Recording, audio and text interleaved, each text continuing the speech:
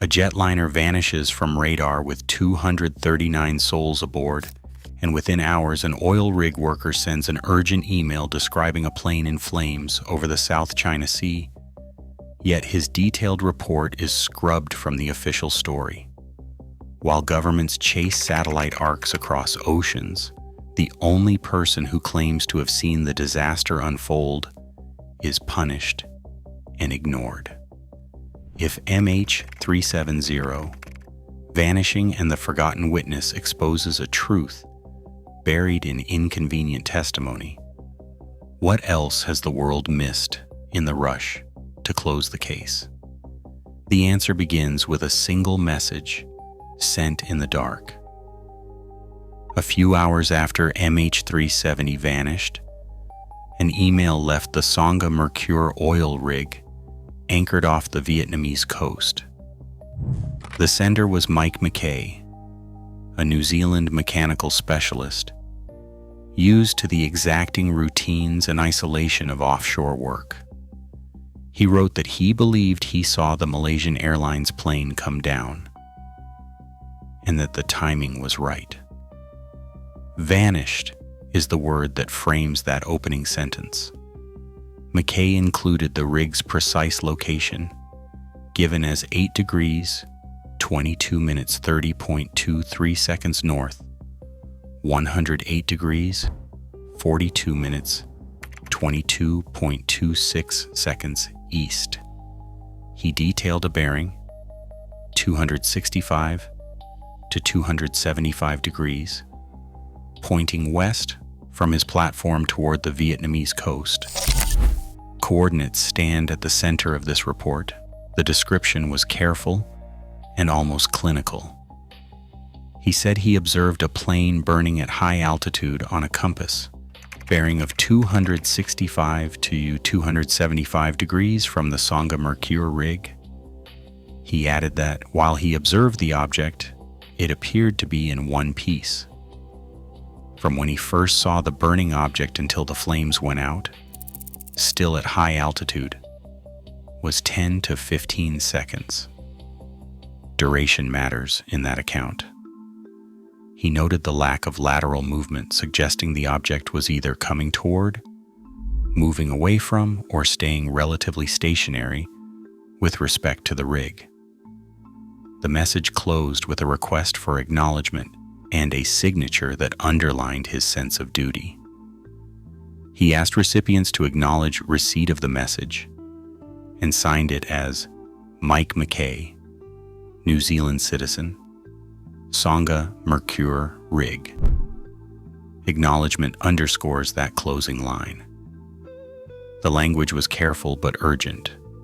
McKay said he had earlier, unsuccessfully, tried to alert Malaysian and Vietnamese officials. The email timestamp, March 8th, 7:24 a.m. local time, aligned with the narrow window after MH370's last known radar contact. Nothing in the text suggested confusion or exaggeration. He was explicit about what he saw, how long it lasted, and exactly where he was standing.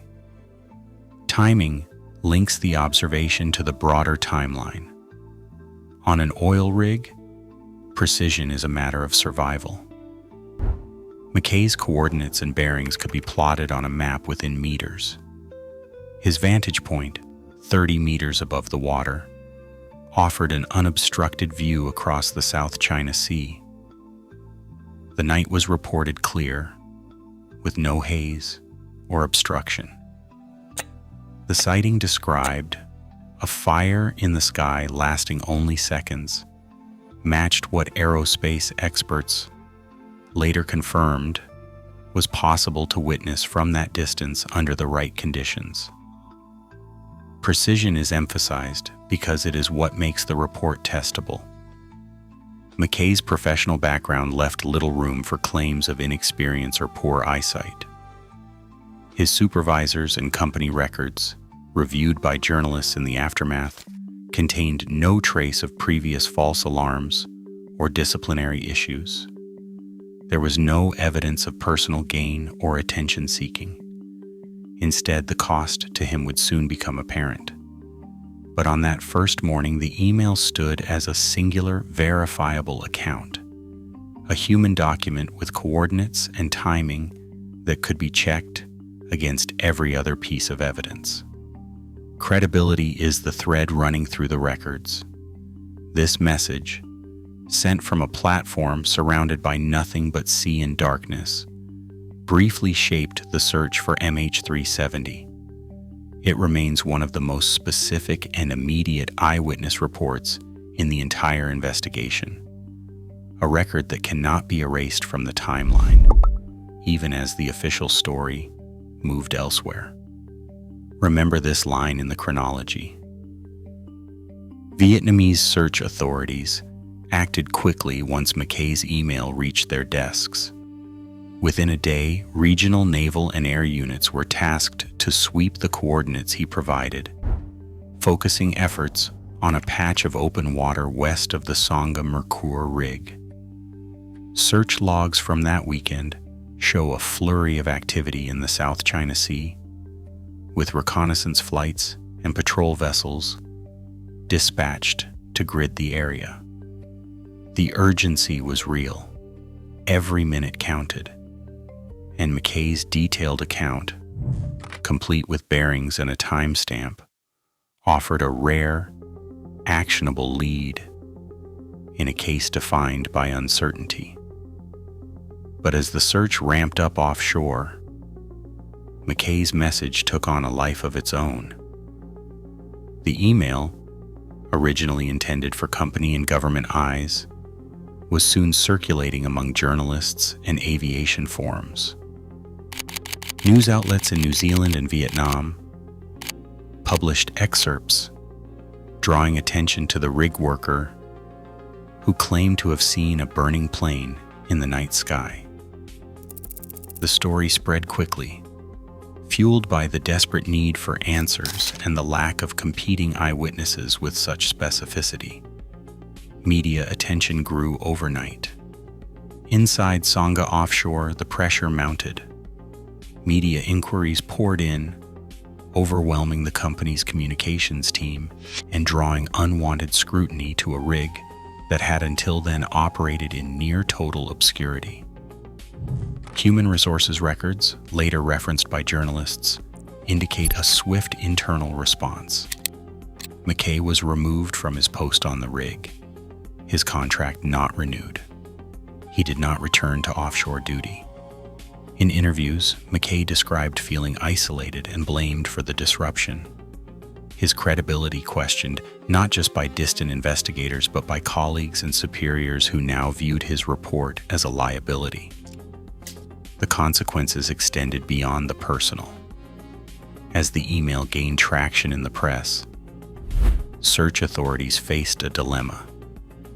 The initial sweep near McKay's coordinates yielded no debris, no oil slick, no sign of a crash. Within days, technical data began to shift the search focus westward, toward the Malacca Strait and eventually the southern Indian Ocean.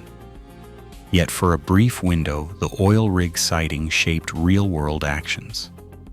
Aircraft and ships moved, resources were allocated, and families watched the news, hoping for a breakthrough. The cost to McKay was lasting. Removed from his job and thrust into a media storm, he became an outsider to both the search effort and the community he had tried to help. His report, so precise and timely, was ultimately sidelined, but not before it triggered a tangible response.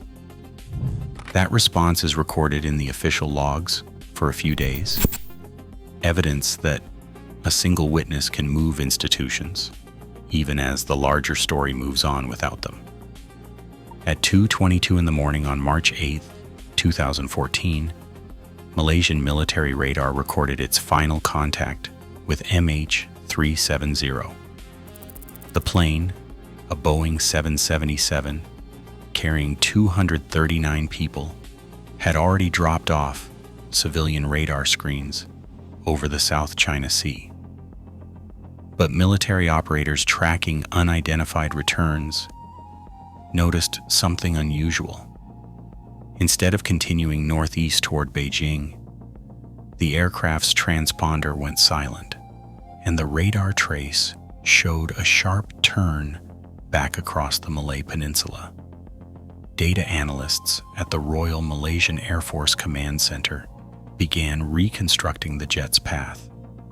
The last confirmed radar position placed the aircraft near the Igari waypoint, close to the border of Malaysian and Vietnamese airspace.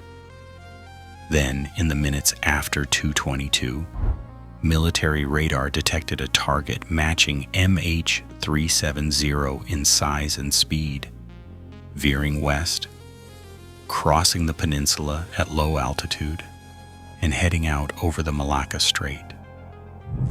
The radar plot suggested a deliberate course reversal, not a random drift or uncontrolled descent.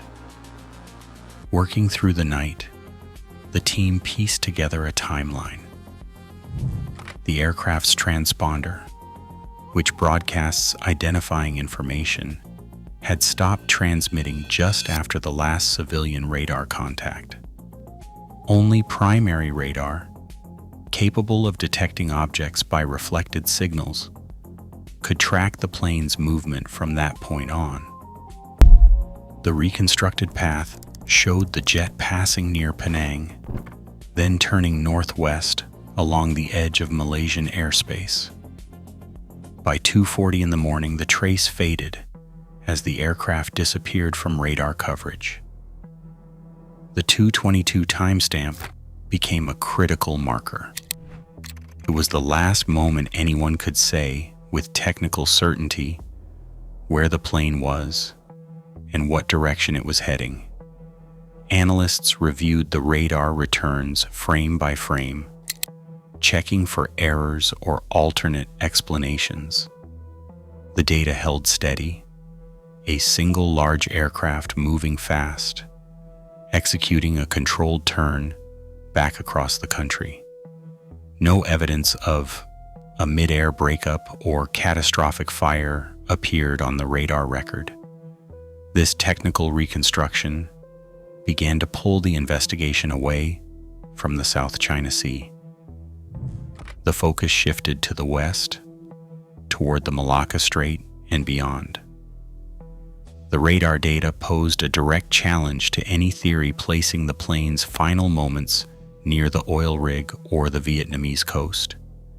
Instead, it raised new questions about who was in control of MH370 and why the plane had reversed course in the dark without a word to air traffic control. The search area expanded, and the story of the missing jet took on a new, more complicated shape. Inmarsat satellite engineers began their analysis with a simple question: could MH370 have flown on, unseen, for hours after vanishing from radar? The answer came from a series of digital handshakes, automatic signals exchanged between the aircraft's satellite terminal and ground stations. These pings, known as burst timing offsets and burst frequency offsets, recorded the plane's distance and movement relative to a geostationary satellite high above the Indian Ocean. The first handshake after radar contact loss arrived at 1825 UTC, with 6 more following at hourly intervals, and the last arriving at 0011 UTC. Each handshake mapped a possible arc across the southern Indian Ocean, suggesting the jet had traveled thousands of kilometers from its last known position. The search effort pivoted. Oceanographers and satellite specialists joined the investigation, running simulations to match the timing of these handshakes with potential flight paths and fuel exhaustion points. The data pointed to a narrow arc, stretching from the coast of Sumatra deep into the southern Indian Ocean, a place so remote that few commercial flights ever crossed it. The scenario was stark. MH370 had likely flown south, on autopilot or under manual control, until its fuel ran out. The final handshake, received at 0011 UTC, indicated a sudden loss of power, consistent with engine flameout, and a rapid descent into the sea. For months, search vessels and aircraft combed the southern arc, deploying sonar and underwater vehicles across a vast, featureless expanse. The only physical trace came more than a year later. On July 29, 2015, a piece of wing, known as a flaperon, washed ashore on Reunion Island, over 4,000 kilometers from the last radar contact. Forensic analysis confirmed it belonged to MH370. In the following years, additional debris, wing fragments, floor panels, and a section of the horizontal stabilizer were recovered from beaches along the western Indian Ocean, all consistent with a southern impact. Oceanographic drift models run by teams in Australia and Europe traced the likely journey of these fragments. Their findings supported the satellite ARCA. Only a crash in the far south could have produced the debris pattern seen on Reunion and the African coast. While some independent researchers argued that currents might eventually carry wreckage from the South China Sea, the timing and distribution of recovered parts overwhelmingly matched a southern origin. The satellite handshake timeline and the discovery of physical debris set the boundaries for the official search. The evidence chain, built from digital signals and ocean currents, drew investigators away from earlier theories and eyewitness accounts. The focus now rested on a remote stretch of ocean, where the fate of MH370 was written not in radar returns or human testimony, but in the silent data streams and the slow drift of wreckage across thousands of miles of open water. Independent aviation and vision specialists began by mapping the scene as McKay described it. It was a clear night. McKay was 30 meters above sea level, standing on a rig hundreds of kilometers from the nearest city lights. Researchers calculated the line of sight from his coordinates: 08 degrees 22 minutes, 30.23 seconds, north, 108 degrees 42 minutes, 22.26 seconds east, toward the bearing he gave just west of the rig.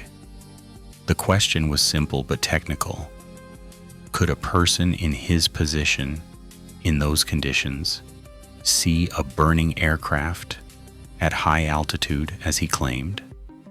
To answer this, researchers built simulations using the known luminous intensity of a large aircraft fire at cruising altitude.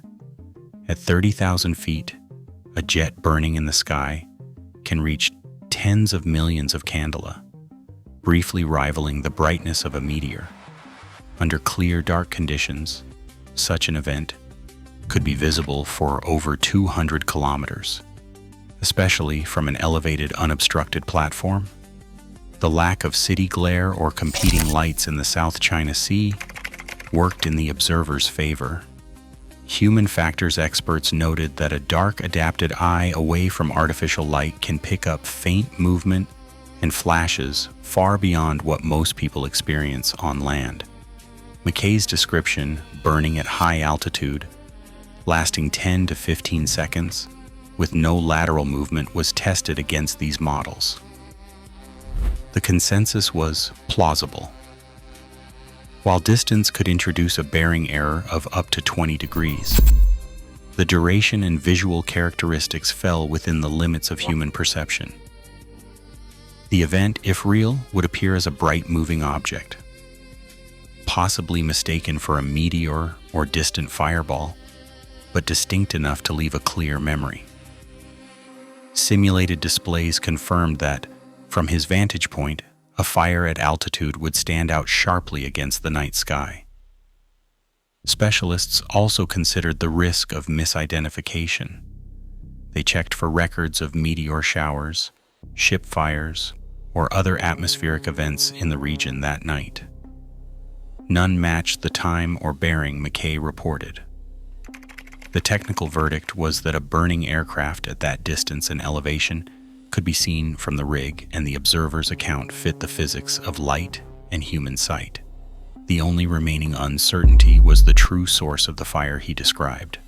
The possibility remains that McKay witnessed a real event, visible from his post, even if its cause is still in question. As the official search for MH370 shifted toward the Indian Ocean, a quieter story unfolded across the early search zones. In the days after the disappearance, not just one, but several reports filtered in from the South China Sea and nearby coasts. Fishermen anchored off southern Vietnam described flashes in the sky and what they believed were distant fires over open water. Sailors on merchant vessels logged sightings of unusual lights, sometimes noting the time and bearing in their logs. Coastal residents in Malaysia's northeast recounted hearing a loud noise in the early hours, though few could say exactly where it came from. These accounts, scattered across incident reports and media interviews, clustered around the same narrow window when MH370 first vanished from civilian radar. Search coordinators cataloged these witness reports in the opening days. Internal logs, later released through Freedom of Information requests, show that authorities tracked at least a dozen separate accounts from the South China Sea region. Each was tagged, summarized, and cross-checked with technical data. But as soon as satellite handshake analysis pointed south, the human testimonies became secondary. Official statements began to stress the need for verified data, radar, satellite, and physical debris. In public briefings, eyewitness accounts were described as unconfirmed or inconsistent with the new digital evidence. Behind the scenes, the need for a unified narrative grew. Diplomatic cables exchanged between Malaysia, Australia, and China, later revealed through investigative reporting, highlighted a shared concern that conflicting search zones risked confusion, wasted resources, and public distrust. Search leaders faced pressure to coordinate not just operations, but the story presented to the world. Internal memos referenced the importance of speaking with one voice and avoiding contradictory public statements. In this environment, outlier testimonies, no matter how detailed, were quietly minimized. Their details left to linger in the background of the official record. For the witnesses, the impact was personal. Fishermen who had spoken to journalists found their stories dismissed as rumor. Sailors' logs were acknowledged, then archived. The oil rig worker whose report had briefly driven the search now stood as just one of many sidelined observers. The pattern was clear. As the investigation narrowed around a single data-driven path, the messy human evidence was set aside, not erased, but rendered inconvenient in the drive for clarity and consensus. Today, major aviation mysteries are still shaped not just by data, but by which voices are heard or ignored. As new crises emerge, the lessons of Flight MH370 remind us that a single sideline testimony can alter the course of history. The line between truth and disappearance is measured not in miles, but in whose stories survive. What story do you think deserves to be told? Share your thoughts below.